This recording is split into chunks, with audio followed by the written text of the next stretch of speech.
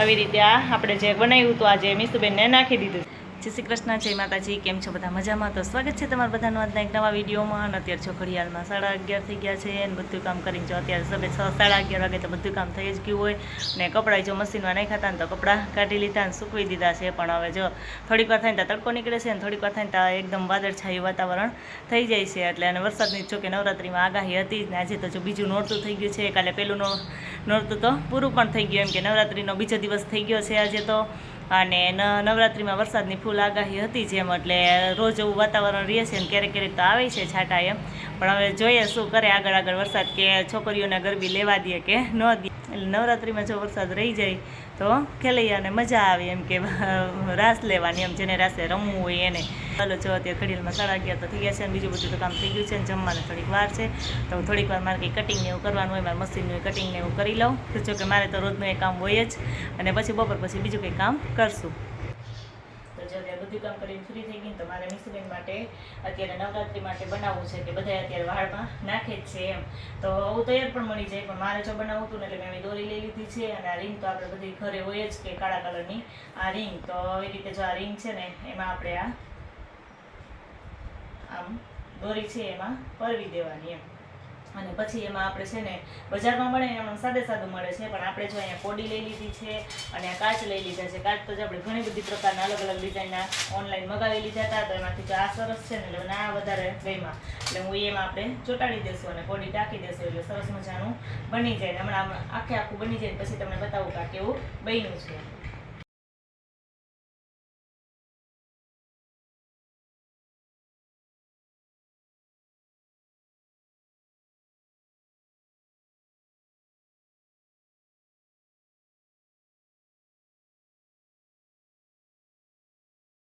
જવા મીસુબેન સ્કૂલેથી આવી ગયા છે ને આવીને પાછા રેડી થઈ ગયા છે. કા કપડાં બદલાવીને માથું બાથું વરાવીને થઈ ગયા મીસુબેન તૈયાર.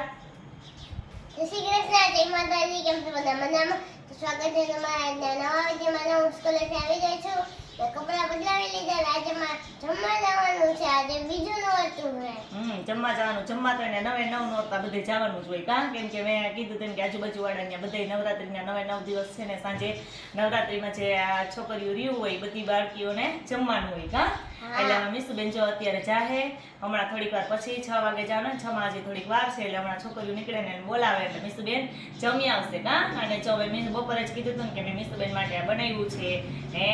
તો જો મસ્ત બનીને તૈયાર થઈ ગયું છે અને બહુ મસ્ત. જો આવી રીતે આ તો તૈયાર જ લીધા હતા ચોટલા જેવા. દોરી આખી એક દોરી જ લીધી હતી કે જે આ પટ્ટી આવે ને પછી મેં આમાં રબરમાં લગાવી અને બહુ મસ્ત જો આમાં ટાંકવા હતા ને સોયથી પણ સરસ તો નહોતા ટકાતા.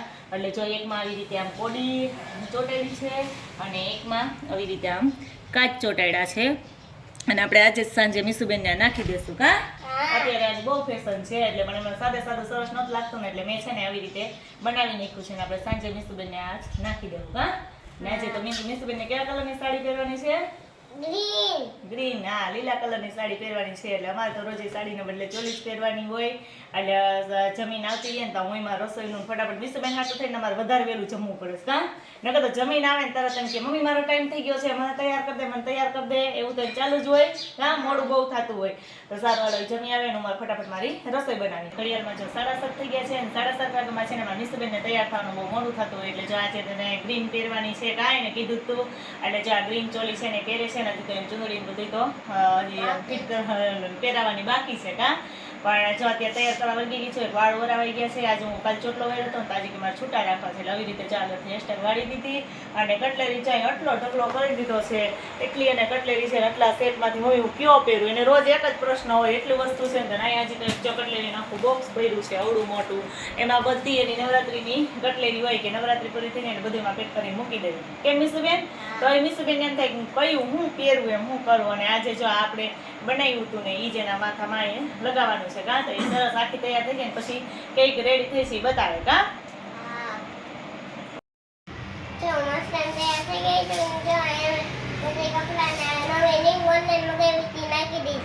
રિંગ ઓનલાઈન મગાવી હતી નાખી દીધી. પાછળ ફેર જો પાછળ છે ને આવી રીતે આ આપણે જે બનાવ્યું હતું આજે મીસુબેનને નાખી દીધું છે. કા અને મીસુબેન જો ગ્રીન ચોલી પહેરીને સરસ મજાના તૈયાર થઈ ગયા છે.